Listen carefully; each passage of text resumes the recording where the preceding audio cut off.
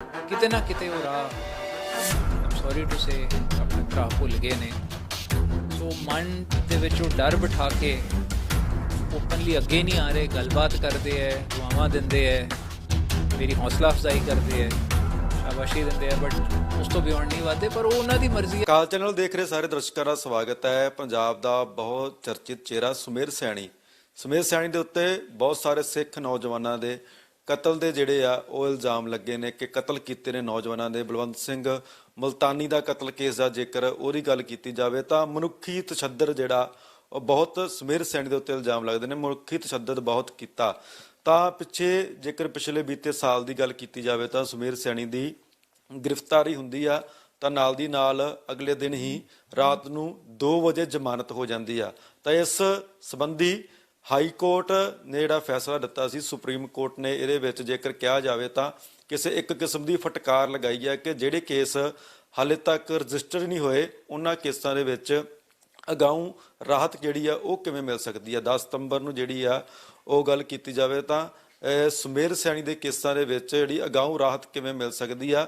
ਸਾਡੇ ਨਾਲ senior advocate Pradeep Singh Virk ਮੌਜੂਦ ਨੇ, ਇਹਨਾਂ ਨਾਲ ਗੱਲਬਾਤ ਕਰਦੇ ਆ ਕਿ ਕੀ ਕਹਿਣਾ ਸੁਪਰੀਮ ਕੋਰਟ ਨੇ ਕਿਹੜੇ ਫੈਸਲੇ ਲਏ ਨੇ। ਜਸਟਿਸ ਜੇਕਰ ਗੱਲ ਕੀਤੀ ਹੋਵੇ ਵਿਰਕ ਸਾਹਿਬ ਜੱਜਾਂ ਦੇ ਬੈਂਚ ਦੀ, ਅਰਵਿੰਦ ਸਾਂਗਵਾਨ ਜਿਨ੍ਹਾਂ ਨੇ ਇਹ ਜਿਹੜਾ ਬੈਂਚ ਆ ਉਹਨਾਂ ਕੋਲੋਂ ਹੁਣ ਵਾਪਸ ਸੁਪਰੀਮ ਕੋਰਟ ਨੇ ਕਿਹਾ ਕਿ ਲੈ ਲਓ ਔਰ ਹੋਰ ਕੋਈ ਜਿਹੜਾ ਬੈਂਚ ਆ ਉਹ ਜਿਹੜਾ ਕਾਰਵਾਈ ਕਰੇ ਸੁਮੇਰ ਸੈਣੀ ਦੇ ਮਾਮਲੇ ਨੂੰ ਲੈ ਕੇ। ਕੀ ਸੀ ਪੂਰੀ ਗੱਲਬਾਤ ਕੀ ਸੀ? ਸਰ ਪਹਿਲਾਂ ਤਾਂ ਮੈਂ 2 ਕੇਸਿਸ ਅੱਡ ਕਰਕੇ ਗੱਲ ਕਰਾਂਗਾ।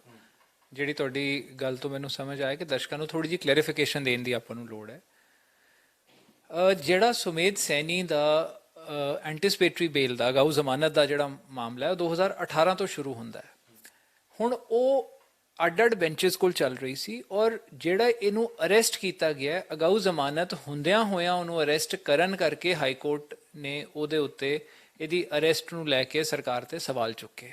ਕਿਉਂਕਿ ਜਦੋਂ ਅਗਾਊ ਜ਼ਮਾਨਤ ਕਿਸੇ ਨੂੰ ਮਿਲੀ ਹੋਈ ਹੈ, ਅਗਸਤ ਦੇ ਵਿੱਚ ਹੋਇਆ ਸੀ, ਜਦੋਂ ਅਗਾਊ ਜ਼ਮਾਨਤ ਕਿਸੇ ਨੂੰ ਮਿਲੀ ਹੋਈ ਹੈ, ਬਲੈਂਕਟ ਬੇਲ ਬੇਸਿਕਲੀ ਅਗਾਊ ਜ਼ਮਾਨਤ ਹੁੰਦੀ ਹੈ ਕਿਸੇ ਵੀ ਕੇਸ ਦੇ ਵਿੱਚ ਕਿ ਕੇਸ ਰਜਿਸਟਰ ਨਹੀਂ ਹੋਇਆ ਤੇ ਉਸ ਵੇਲੇ ਤਾਂ ਵੀ ਬੰਦਾ ਕਹਿੰਦਾ ਕਿ ਜੀ ਮੈਨੂੰ ਅਰੈਸਟ ਕਰ ਲੈਣਗੇ, ਮੈਂ ਐਂਟੀਸਿਪੇਸ਼ਨ ਦੇ ਵਿੱਚ ਅਗਾਊ ਜ਼ਮਾਨਤ ਮੰਗ ਰਿਹਾ, ਉਹਨੂੰ ਬਲੈਂਕਟ ਬੇਲ ਕਹਿੰਦੇ। ਸੋ ਜਦੋਂ ਸੈਣੀ ਬਲੈਂਕਟ ਬੇਲ ਮੰਗ ਰਿਹਾ ਸੀ ਉਸ ਵੇਲੇ ਇੰਟਰਿਮ ਪ੍ਰੋਟੈਕਸ਼ਨ ਮਿਲੀ ਹੋਣ ਤੋਂ ਬਾਅਦ ਵੀ ਇਹਨੂੰ ਅਰੈਸਟ ਕੀਤਾ ਗਿਆ ਸੀ, ਜਿਸ ਕਰਕੇ ਕਿਸੇ ਹੋਰ ਬੈਂਚ ਕੋਲੇ ਮੈਟਰ ਸੀ, ਉਸ ਬੈਂਚ ਵੱਲੋਂ ਇਹਨੂੰ ਰਿਲੀਫ ਮਿਲਿਆ ਸੀ।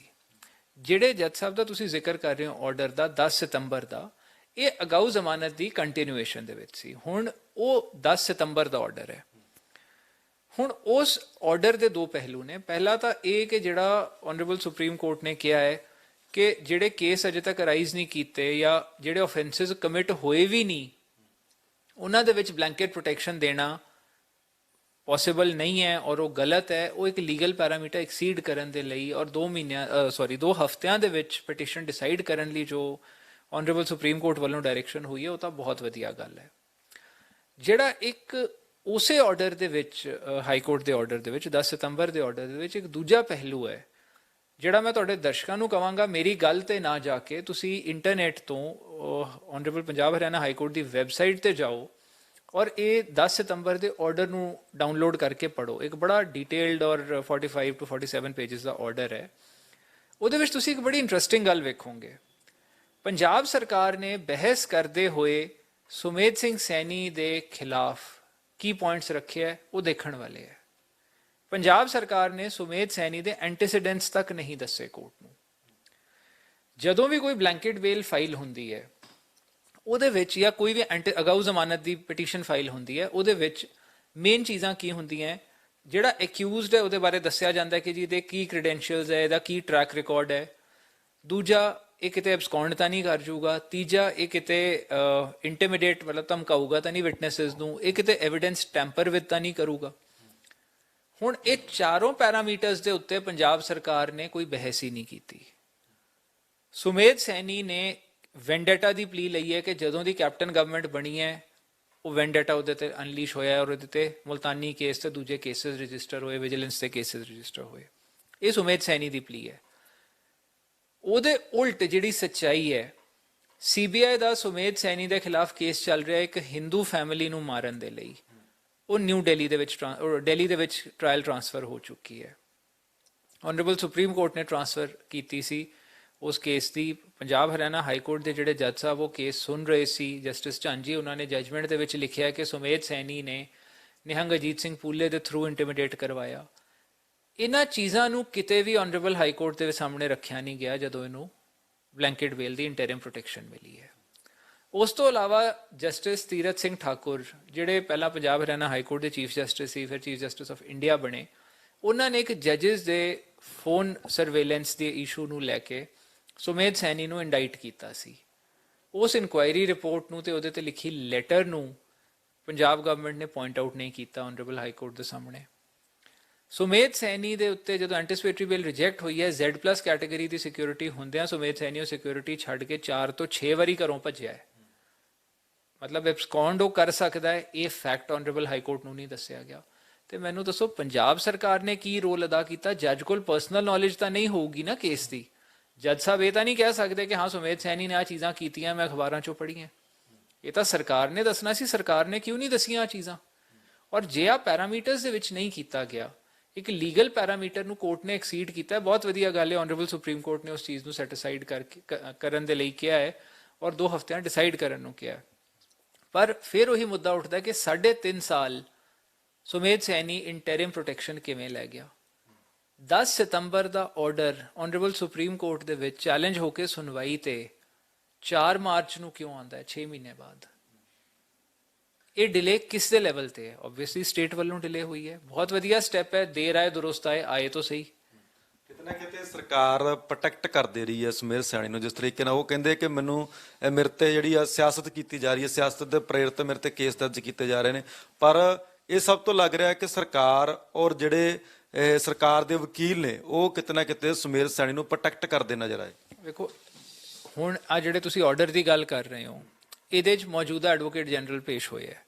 ਇਸ ਤੋਂ ਪਹਿਲਾਂ ਇਸ ਕੇਸ ਦੇ ਵਿੱਚ ਸਰਕਾਰ ਵੱਲੋਂ ਕਿਹੜੇ ਐਡਵੋਕੇਟ ਜਨਰਲ ਪੇਸ਼ ਹੋਏ ਹੈ ਮੈਨੂੰ ਦੱਸੋ? 2018 ਦੇ ਵਿੱਚ, ਅਕਤੂਬਰ 2018 ਦੇ ਵਿੱਚ ਜਦੋਂ ਪਹਿਲੀ ਵਾਰੀ ਸੁਮੇਧ ਸੈਣੀ ਨੂੰ ਇੰਟਰਿਮ ਮਿਲੀ ਹੈ, ਮੈਂ ਫਿਰ ਤੁਹਾਡੇ ਦਰਸ਼ਕਾਂ ਨੂੰ ਬੇਨਤੀ ਕਰਾਂਗਾ, CRM-M 45242 of 2018 ਪਟੀਸ਼ਨ ਨੰਬਰ ਹੈ। ਪਲੀਜ਼ ਨੈਟ ਤੋਂ ਇਹਦੇ ਆਰਡਰਸ ਚੈੱਕ ਕਰੋ ਕਿ ਮੈਂ ਜੋ ਕਹਿ ਰਿਹਾ ਸਹੀ ਕਹਿ ਰਿਹਾ ਕਿ ਗਲਤ ਕਹਿ ਰਿਹਾ। ਮੇਰੀ ਗੱਲ ਤੇ ਬਲਾਈਂਡਲੀ ਯਕੀਨ ਨਾ ਕਰੋ। Mister Atul Nanda advocate general ਸੀ, ਉਹ ਪੇਸ਼ ਹੋਏ ਹੈ, ਉਹਨਾਂ ਨੇ ਬਹਿਸ ਕੀਤੀ ਹੈ। ਉਸ ਤੋਂ ਬਾਅਦ ਸੁਮੇਧ ਸੈਣੀ ਨੂੰ ਇੰਟਰਿਮ ਮਿਲੀ ਹੈ। ਹੁਣ ਉਸ ਤੋਂ ਬਾਅਦ ਕੋਈ ਦਿੱਕਤ ਨਹੀਂ, ਇੰਟਰਿਮ ਕੋਰਟ ਨੇ ਦੇਤੀ। ਮੇਰੇ ਓਪੀਨੀਅਨ ਦੇ ਵਿੱਚ ਇਮੀਡੀਏਟਲੀ ਰਿਪਲਾਈ ਫਾਈਲ ਹੋਣਾ ਚਾਹੀਦਾ ਸੀ ਔਰ ਕੇਸ ਦੇ ਉੱਤੇ ਬਹਿਸ ਹੋਣੀ ਚਾਹੀਦੀ ਸੀ। ਆਰਡਰਸ ਤੋਂ ਤੁਹਾਨੂੰ ਪਤਾ ਲੱਗੂਗਾ ਸਰਕਾਰ ਨੇ ਕਿੰਨੀ ਵਾਰੀ ਰਿਪਲਾਈ ਫਾਈਲ ਨਹੀਂ ਕੀਤਾ, ਡੇਟਸ ਪਈਆਂ, ਉਸ ਤੋਂ ਬਾਅਦ ਰਿਕੁਐਸਟ ਹੋਈਆਂ ਐਡਜਰਨਮੈਂਟਸ ਦੀਆਂ, ਕਿਸ ਤਰ੍ਹਾਂ ਫਿਰ ਆਪ ਐਡਵੋਕੇਟ ਜਨਰਲ ਪੇਸ਼ ਨਹੀਂ ਹੋਏ, ਦਿੱਲੀੋਂ ਲਾਇਰਸ ਲਿਆਂਦੇ ਗਏ, ਪਬਲਿਕ ਐਕਸਚੇਕਰ ਮਨੀ ਕਿੰਨਾ ਉਹਨਾਂ ਨੂੰ ਪੇ ਹੋਇਆ, ਇਹ ਤੁਸੀਂ RTI ਦੇ ਅੰਡਰ ਪੁੱਛੋ ਜ਼ਰਾ ਸਰਕਾਰ ਨੂੰ। ਔਰ ਉਸ ਤੋਂ ਬਾਅਦ ਫਾਈਨਲੀ 3.5 ਸਾਲ ਉਹ ਬਲੈਂਕਟ ਪ੍ਰੋਟੈਕਸ਼ਨ ਸੁਮੇਧ ਸੈਣੀ ਨੇ ਇੰਜੋਏ ਕੀਤੀ ਹੈ। ਸੋ ਆਨਰੇਬਲ ਸੁਪਰੀਮ ਕੋਰਟ ਨੇ ਕਿਤੇ ਇਸ ਚੀਜ਼ ਨੂੰ ਵੀ ਬੜੀ ਸੀਰੀਅਸਲੀ ਲਿਆ ਹੈ ਕਿ ਇੰਨੀ ਦੇਰ ਤੋਂ ਮੈਟਰ ਪੈਂਡਿੰਗ ਹੈ, 2 ਹਫ਼ਤਿਆਂ ਡਿਸਾਈਡ ਕੀਤਾ ਜਾਵੇ। ਸੁਮੇਧ ਸੈਣੀ ਨੇ ਤਾਂ ਝੂਠ ਬੋਲਣਾ ਹੀ ਹੈ, ਉਹਦੇ ਖਿਲਾਫ ਤਾਂ ਯੂਨਾਈਟਿਡ ਨੇਸ਼ਨਸ ਦੀ ਰਿਪੋਰਟ ਹੈ, ਉਹਦੇ ਵਿੱਚ ਵੀ ਇੰਡਾਈਟ ਕੀਤਾ ਹੈ ਉਹਨੂੰ, ਉਹਦੇ 'ਚ ਵੀ ਲਿਖਿਆ ਕਿ ਹਿਊਮਨ ਰਾਈਟਸ ਵਰਗੇ ਵਾਇਲੇਟਰ ਨੂੰ ਇੰਡੀਆ ਦੇ ਵਿੱਚ DGP ਲਾਇਆ ਜਾਂਦਾ ਹੈ। ਮਤਲਬ ਥੈਂਕਸ ਟੂ ਸੁਮੇਧ ਸੈਣੀ ਅੱਜ ਇੰਡੀਆ ਵੀ, ਪੂਰਾ ਦੇਸ਼ ਸਾਡਾ ਸ਼ਰਮਸਾਰ ਹੋਇਆ ਇੰਟਰਨੈਸ਼ਨਲ ਲੈਵਲ ਤੇ। ਇਹ ਫੈਕਟਸ ਤਾਂ ਕੋਰਟ ਨੂੰ ਦੱਸਣ ਦੀ ਲੋੜ ਸੀ ਨਾ ਕਿ ਵੈਂਡੇਟਾ ਕਿੱਥੇ ਹੈ ਸੁਮੇਧ ਸੈਣੀ ਦੇ ਖਿਲਾਫ। ਯੂਨਾਈਟਿਡ ਨੇਸ਼ਨਸ ਵੀ ਬਾਇਸਡ ਹੈ ਸੁਮੇਧ ਸੈਣੀ ਦੇ ਖਿਲਾਫ, CBI ਵੀ ਬਾਇਸਡ ਹੈ। ਹੁਣ ਸੁਮੇਧ ਸੈਣੀ ਤਾਂ ਕਹਿੰਦਾ ਉਹਦੇ ਖਿਲਾਫ ਕੇਸ ਹੀ CBI ਨੂੰ ਦੇ ਦਿਓ। ਫਿਰ ਇਹਦਾ ਮਤਲਬ CBI ਜੋ ਤਫਤੀਸ਼ ਸੈਣੀ ਦੇ ਖਿਲਾਫ ਉਹਨਾਂ ਨੇ ਕੀਤੀ ਹੈ ਉਹ ਬਿਲਕੁਲ ਠੀਕ ਹੈ। ਫਿਰ ਇਹਦਾ ਮਤਲਬ ਸੈਣੀ ਗਿਲਟੀ ਹੈ ਇਨ ਦਾ ਕੇਸ ਜਿਹੜਾ ਦਿੱਲੀ ਚੱਲ ਰਿਹਾ ਇਨੋਸੈਂਟ ਲੋਕਾਂ ਨੂੰ ਮਾਰਨ ਲਈ। ਹੁਣ ਇੰਟਰਸਟਿੰਗਲੀ ਉਹ ਦਿੱਲੀ ਕੇਸ ਦੇ ਵਿੱਚ ਵੀ ਉਹ ਇਨੋਸੈਂਟ ਫੈਮਿਲੀ ਨੂੰ ਮਾਰਨ ਲਈ CBI ਨੇ ਪ੍ਰੋਸੀਕਿਊਟ ਕੀਤਾ ਹੈ ਕਿ ਇਹਨੇ ਪਰਸਨਲ ਵੈਂਜੀਐਂਸ, ਪਰਸਨਲ ਰੰਜਿਸ਼ ਕਰਕੇ ਉਹ ਫੈਮਿਲੀ, ਇਨੋਸੈਂਟ ਫੈਮਿਲੀ ਮਾਰੀ ਹੈ। ਇੱਥੇ ਵੀ ਇਹਦੇ ਤੇ ਆਹੀ ਐਲੀਗੇਸ਼ਨਸ ਲੱਗ ਰਹੇ ਆ। ਸਭ ਕੀ ਲੱਗਦਾ ਕਿ ਇੰਨੇ ਜਿਹੜੇ ਆ ਉਹ ਜੇਕਰ ਕਹਿ ਲਿਆ ਜਾਵੇ ਕਿ ਲੱਗੇ ਹੋਏ ਆ, ਐਲੀਗੇਸ਼ਨ ਲੱਗੇ ਹੋਏ ਨੇ, ਕੇਸ ਰਜਿਸਟਰ ਹੋਏ ਨੇ, ਫਿਰ ਵੀ ਸੁਮੇਧ ਸੈਣੀ ਦੀ ਗ੍ਰਿਫਤਾਰੀ ਹੁੰਦੀ ਆ, ਨਾਲ ਦੀ ਨਾਲ ਜ਼ਮਾਨਤ ਮਿਲ ਜਾਂਦੀ ਹੈ, ਕਿੱਥੇ ਨਾ ਕਿਤੇ ਘਾਟ ਕਿੱਥੇ ਰਹਿ ਜਾਂਦੀ ਹੈ? ਕਿਉਂਕਿ ਜਿਸ ਤਰੀਕੇ ਨਾਲ ਹਿੰਦੂ ਫੈਮਿਲੀ ਦੀ ਗੱਲ ਕੀਤੀ ਜਾਵੇ, ਉਹਨਾਂ ਨੂੰ ਮਾਰਨ ਦੇ ਇਲਜ਼ਾਮ ਆ, ਉਹ ਕੇਸ ਚੱਲ ਰਿਹਾ। ਬਲਵੰਤ ਮੁਲਤਾਨੀ ਦਾ ਕੇਸ ਜਿਹੜਾ ਉਹ ਚੱਲ ਰਿਹਾ, ਜਿਹੜੀ ਮਨੁੱਖੀ ਅਧਿਕਾਰਾਂ ਦੀ ਉਲੰਘਣਾ ਕੀਤੀ ਜਾ, ਤਾਂ ਬਹੁਤ ਸਾਰੇ ਅਜਿਹੇ ਹੀ ਕੇਸ ਨੇ ਸੁਮੇਰ ਸੈਣੀ ਦੇ ਉੱਤੇ। ਘਾਟ ਕਿੱਥੇ ਕੁ ਰਹਿ ਜਾਂਦੀ ਹੈ ਕਿ ਸੁਮੇਰ ਸੈਣੀ ਦੇ ਜਿਸ ਤਰੀਕੇ ਨਾਲ ਕਹਿ ਰਿਹਾ ਕਿ ਮੇਰੇ ਤੇ ਸਿਆਸਤ ਹੋ ਰਹੀ ਆ, ਪਰ ਉਹਨੂੰ ਤਾਂ ਪ੍ਰੋਟੈਕਟ ਕੀਤਾ ਜਾ ਰਿਹਾ, ਚਾਹੇ ਉਹ ਅਕਾਲੀ ਗਵਰਨਮੈਂਟ ਹੋਵੇ ਚਾਹੇ ਕਾਂਗਰਸ ਹੋਵੇ। ਅਕਾਲੀਆਂ ਦੇ ਵਿੱਚ ਉਹਨੂੰ ਡੀਜੀਪੀ ਲਾਇਆ ਗਿਆ, ਔਰ ਕਾਂਗਰਸ ਵਾਰੀ ਉਹਨਾਂ ਨੂੰ ਪ੍ਰੋਟੈਕਟ ਕੀਤਾ ਗਿਆ ਪੂਰੇ ਤੌਰ ਤੇ। ਘਾਟ ਕਿੱਥੇ ਕੁ ਰਹਿ ਗਈ ਕਿ ਸੁਮੇਰ ਸੈਣੀ ਦੀ ਗ੍ਰਿਫਤਾਰੀ ਨਹੀਂ ਹੁੰਦੀ, ਸਜ਼ਾ ਹੀ ਨਹੀਂ ਹੁੰਦੀ? ਸਰ ਘਾਟ ਤਾਂ ਇੱਥੇ ਰਹਿ ਰਹੀ ਹੈ ਕਿ ਜਿਨ੍ਹਾਂ ਦੀ ਮਨਸ਼ਾ ਨਹੀਂ ਹੈ ਕਿ ਉਹ ਪ੍ਰੋਸੀਕਿਊਟ ਹੋਵੇ, ਉਹ ਸਰਕਾਰ ਹੁਣ ਜਾਂ ਸਰਕਾਰ ਦੇ ਕੁਝ ਬੰਦੇ, ਕੁਝ ਮੇਨ ਥਾਂ ਤੇ ਬੈਠੇ ਆਫੀਸਰਸ ਉਹਨੂੰ ਪ੍ਰੋਟੈਕਟ ਕਰ ਰਹੇ ਹੈ। ਇਸ ਚੀਜ਼ ਦਾ ਤਾਂ ਦੇਖੋ ਉਹੀ ਗੱਲ ਹੈ ਕਿ ਜੋ ਚੀਜ਼ ਸਾਹਮਣੇ ਹੈ ਉਹਦੇ ਲਈ ਸਾਨੂੰ ਸਬੂਤ ਦੀ ਲੋੜ ਨਹੀਂ। ਸਰਕਮਸਟੈਂਸਸ ਉਹ ਕਹਿੰਦੇ ਆ ਕਿ ਇੱਕ ਪ੍ਰਿੰਸੀਪਲ ਹੈ ਕਾਨੂੰਨ ਦਾ ਕਿ ਮੈਨ ਮੇ ਲਾਏ, ਸਰਕਮਸਟੈਂਸਸ ਡੂ ਨਾਟ। ਅਸੀਂ ਸਰਕਮਸਟੈਂਸ਼ੀਅਲ ਐਵੀਡੈਂਸ ਦੇਖਦੇ ਹਾਂ ਕਿ ਸਾਡੇ ਸਾਹਮਣੇ ਕੀ ਸੱਚਾਈ ਹੈ। ਹੁਣ ਇੱਥੇ ਉਹੀ ਸੱਚਾਈ ਸਾਹਮਣੇ ਆ ਰਹੀ ਹੈ। ਸੁਮੇਧ ਸੈਣੀ ਨੂੰ ਜਿਹੜੀ ਤੁਸੀਂ ਐਗਜ਼ਾਮਪਲ ਲਈ ਹੈ ਕਿ ਫੜਿਆ ਤੇ ਅਗਲੇ ਦਿਨ ਛੱਡਤਾ, ਜਿਹੜੇ ਬੰਦੇ ਨੂੰ ਅਰੈਸਟ ਕਰਨ ਤੇ ਹੀ ਸਟੇ ਹੈ ਉਹਨੂੰ ਅਰੈਸਟ ਕੀਤਾ ਕਿਉਂ? ਪਹਿਲਾਂ ਇਹ ਗੱਲ ਸਮਝਾਓ।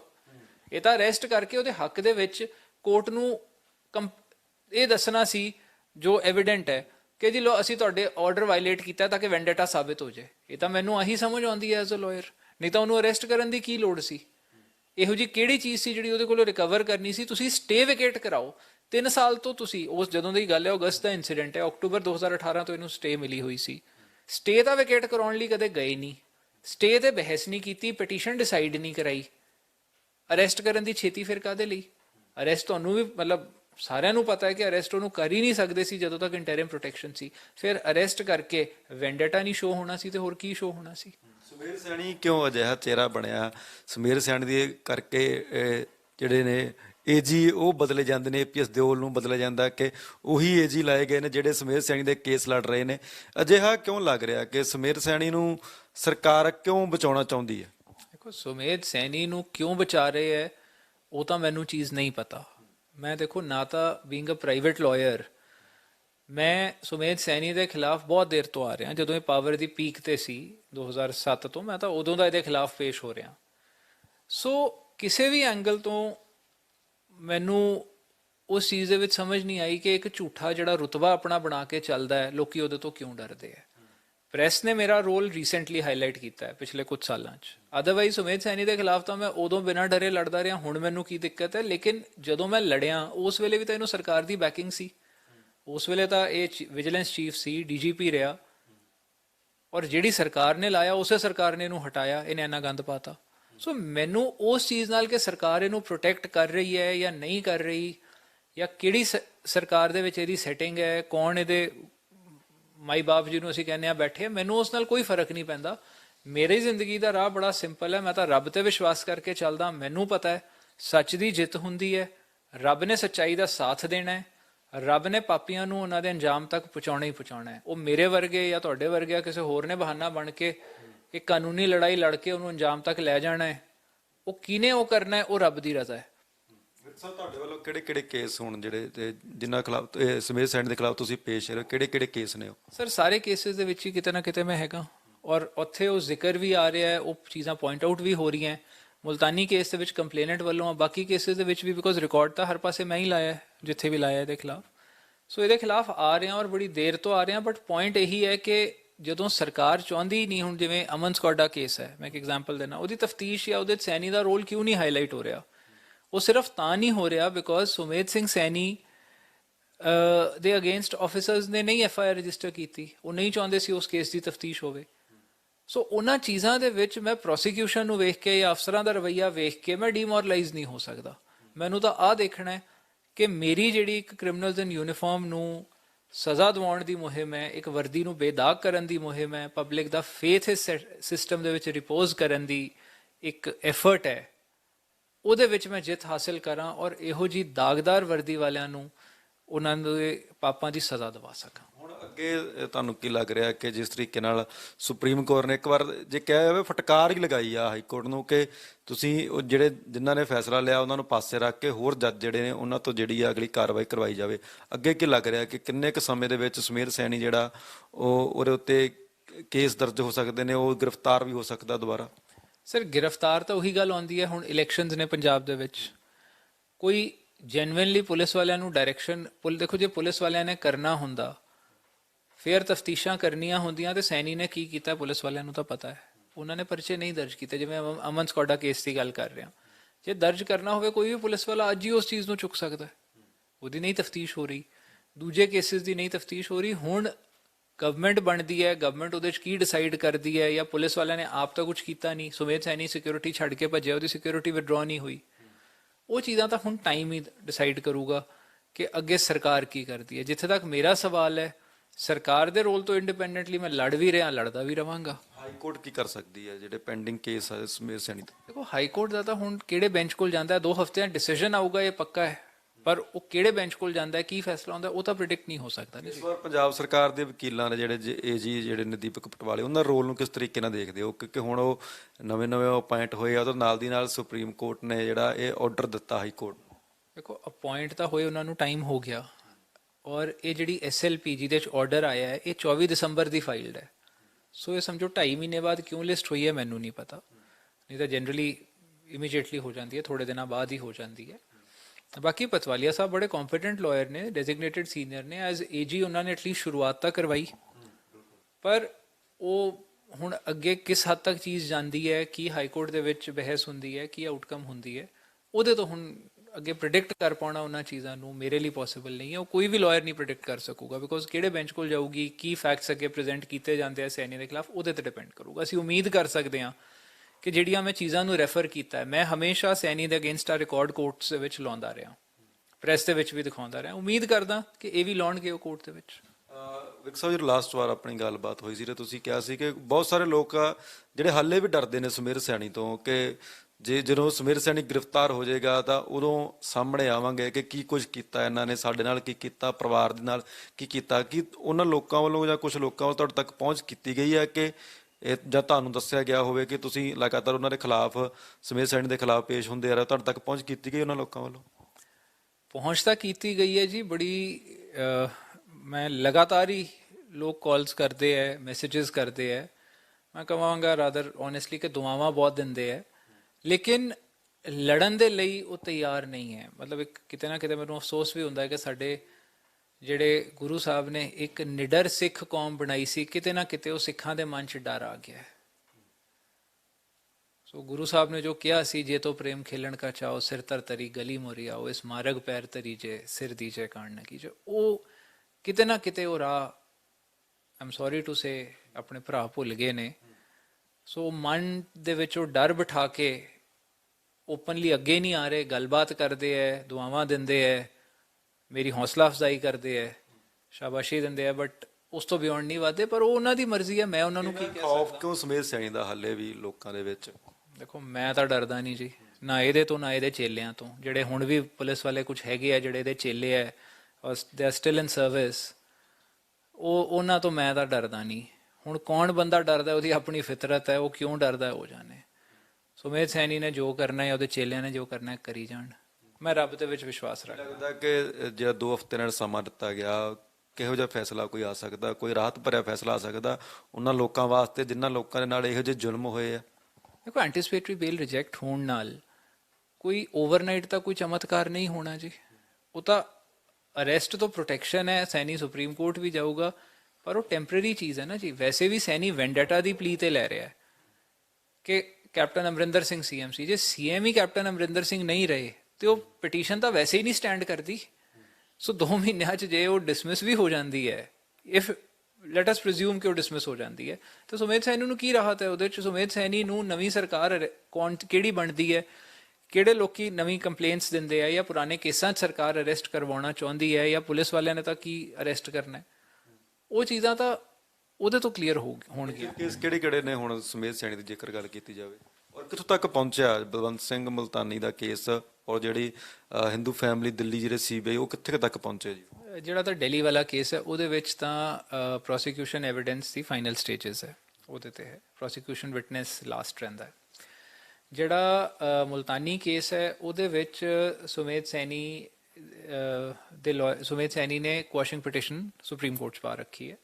ਉਹਦੇ ਵਿੱਚ ਪੰਜਾਬ ਸਰਕਾਰ ਨੇ ਕਿਹਾ ਕਿ ਅਸੀਂ ਟਰਾਂਸਲੇਟ ਕੀਤਾ ਹੋਇਆ ਚਲਾਨ ਪਲੇਸ ਔਨ ਰਿਕਾਰਡ ਕਰਨਾ ਚਾਹੁੰਦੇ ਹਾਂ, ਜਿਸ ਕਰਕੇ ਇਹਨਾਂ ਨੇ ਐਡਜਰਨਮੈਂਟ ਮੰਗੀ ਸੀ। ਤੇ ਸੈਣੀ ਦੇ ਲਾਇਰਸ ਨੇ ਆਬਜੈਕਟ ਕੀਤਾ ਸੀ ਕਿ ਜੀ ਇਹਦੇ ਉਦੋਂ ਤੱਕ ਥਲੜੀ ਕੋਰਟ ਚਾਰਜ ਲਾ ਦੂਗੀ।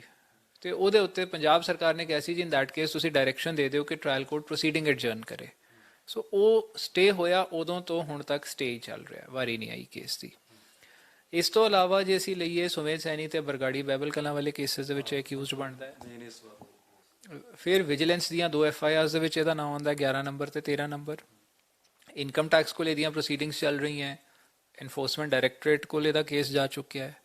ਸੋ ਜੇ ਅਸੀਂ ਉਹ ਚੀਜ਼ਾਂ ਲਈਏ ਤੇ ਸੈਣੀ ਦੇ ਖਿਲਾਫ ਕੇਸਿਸ ਤਾਂ ਸ਼ੁਰੂ ਹੋ ਗਏ, ਪਰ ਹੁਣ ਅੱਗੇ ਹੋਰ ਜਿਹੜੇ ਜਿਵੇਂ ਅਮਨ ਸਕੌਡਾ ਮੈਂ ਕਿਹਾ ਉਹਦਾ ਕੁਝ ਸ਼ੁਰੂ ਹੀ ਨਹੀਂ ਹੋਇਆ ਅਜੇ ਤੱਕ। ਉਹ ਜਿਹੇ ਹੋਰ ਬਹੁਤ ਕੇਸਿਸ ਨੇ ਜਿਹੜੇ ਇਹਦੇ ਖਿਲਾਫ ਬਣਦੇ ਆ ਪਰ ਉਹ ਸ਼ੁਰੂ ਨਹੀਂ ਹੋ ਰਹੇ।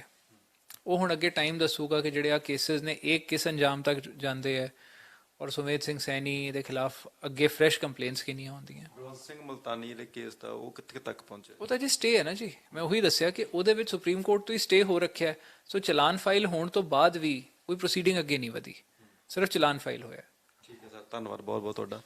ਤਾਂ ਏਸੀ ਐਡਵੋਕੇਟ ਪ੍ਰਦੀਪ ਸਿੰਘ ਵਿਰਕ ਜਿਨ੍ਹਾਂ ਨੇ ਸਿੱਧੇ ਤੌਰ ਤੇ ਦੱਸਿਆ ਕਿ ਜਿਹੜਾ ਵੰਡੈਟਾ ਜਿਹੜਾ ਕਿਹਾ ਜਾ ਰਿਹਾ ਸੁਮੇਧ ਸੈਣੀ ਵੱਲੋਂ ਕਿਹਾ ਜਾ ਰਿਹਾ ਕਿ ਪੋਲੀਟੀਕਲ ਵੰਡੈਟਾ ਦੇ ਕਰਕੇ ਉਹਨਾਂ ਦੇ ਉੱਤੇ ਜਿਹੜੇ ਨੇ ਵੱਖ-ਵੱਖ ਜਿਹੜੇ ਨੇ ਉਹ ਚਾਰਜਸ ਲਗਾਏ ਜਾਂਦੇ ਨੇ, ਉਹਨਾਂ ਨੂੰ ਗ੍ਰਿਫਤਾਰ ਜਿਹੜਾ ਵਾ ਉਹ ਕੀਤਾ ਜਾਂਦਾ, ਪਰ ਉਹ ਨਹੀਂ, ਕਿਤੇ ਨਾ ਕਿਤੇ ਸਰਕਾਰਾਂ ਜਿਹੜੀਆਂ ਉਹ ਸੁਮੇਧ ਸੈਣੀ ਨੂੰ ਜਿਹੜੀਆਂ ਪ੍ਰੋਟੈਕਟ ਕਰਦੀਆਂ ਨੇ। ਜੇਕਰ ਗੱਲ ਕੀਤੀ ਜਾਵੇ ਸੁਮੇਧ ਸੈਣੀ ਦੇ ਪੋਲੀਟੀਕਲ ਵੰਡੈਟਾ ਦੀ, ਤਾਂ ਪਿਛਲੀ ਸਰਕਾਰ ਵੱਲੋਂ, ਅਕਾਲੀ ਸਰਕਾਰ ਵੱਲੋਂ DGP ਲਗਾਇਆ ਗਿਆ ਔਰ ਕੈਪਟਨ ਅਮਰਿੰਦਰ ਸਿੰਘ ਦੀ ਸਰਕਾਰ ਵੇਲੇ ਵੀ ਕਿਤੇ ਨਾ ਕਿਤੇ ਜਿਹੜੇ ਸਰਕਾਰੀ ਵਕੀਲਾਂ ਵੱਲੋਂ ਪ੍ਰੋਟੈਕਟ ਕੀਤਾ ਜਾਂਦਾ ਰਿਹਾ, ਉੱਥੇ ਭੁਗਤਦੇ ਨਹੀਂ ਰਹੇ ਸੁਮੇਧ ਸੈਣੀ ਦੇ ਖਿਲਾਫ। ਤਾਂ ਹੁਣ ਜਿਸ ਤਰੀਕੇ ਨਾਲ ਪ੍ਰਦੀਪ ਸਿੰਘ ਵਿਰਕ ਹੋਣਾ ਨੇ ਕਿਹਾ ਕਿ ਇੱਕ ਵੱਡੀ ਗੱਲ ਕਹੀ ਆ ਕਿ ਸਿੱਖ ਕੌਮ ਹਲੇ ਕਿਤੇ ਨਾ ਕਿਤੇ ਸੁਮੇਧ ਸੈਣੀ ਕੋਲੋਂ ਡਰ ਰਹੀ ਹੈ, ਜਿਨ੍ਹਾਂ ਦੇ ਉੱਤੇ ਜ਼ੁਲਮ ਹੋਏ ਆ ਉਹ ਖੁੱਲ੍ਹ ਕੇ ਸਾਹਮਣੇ ਨਹੀਂ ਆ ਰਹੇ। ਤਾਂ ਅਕਾਲ ਚੈਨਲ ਰਾਹੀਂ ਵੀ ਅਪੀਲ ਹੈ ਕਿ ਜੇਕਰ ਕਿਸੇ ਦੇ ਉੱਤੇ ਕਿਸੇ ਵੀ ਤਰੀਕੇ ਦਾ ਕੋਈ ਜ਼ੁਲਮ ਹੋਇਆ ਤਾਂ ਖੁੱਲ੍ਹ ਕੇ ਜਿਹੜੇ ਆ ਉਹ ਸਾਹਮਣੇ ਆਉਣਾ ਚਾਹੀਦਾ। ਤਾਂ ਜਿਹੜੇ ਕੇਸ ਪੈਂਡਿੰਗ ਨੇ ਉਹਨਾਂ ਦਾ ਕੀ ਬਣਦਾ ਇਹ ਆਉਣ ਵਾਲੇ ਸਮੇਂ ਦੇ ਵਿੱਚ ਪਤਾ ਲੱਗੇਗਾ। 2 ਹਫ਼ਤਿਆਂ ਦਾ ਜਿਹੜਾ ਸਮਾਂ ਸੁਪਰੀਮ ਕੋਰਟ ਨੇ ਦਿੱਤਾ, ਉਹਦੇ ਵਿੱਚ ਕੀ ਆਉਂਦਾ ਸਾਹਮਣੇ ਆਉਣ ਵਾਲੇ ਸਮੇਂ ਦੇ ਵਿੱਚ ਪਤਾ ਲੱਗੇਗਾ। ਫਿਲਹਾਲ ਹੀ ਦਿਓ ਇਜਾਜ਼ਤ। ਕੈਮਰਾਮੈਨ ਰਵਦੀਪ ਦੇ ਨਾਲ ਅੰਤਰਪ੍ਰੀਤ ਸਿੰਘ ਖਹਿਰਾ, ਅਕਾਲ ਚੈਨਲ, ਚੰਡੀਗੜ੍ਹ।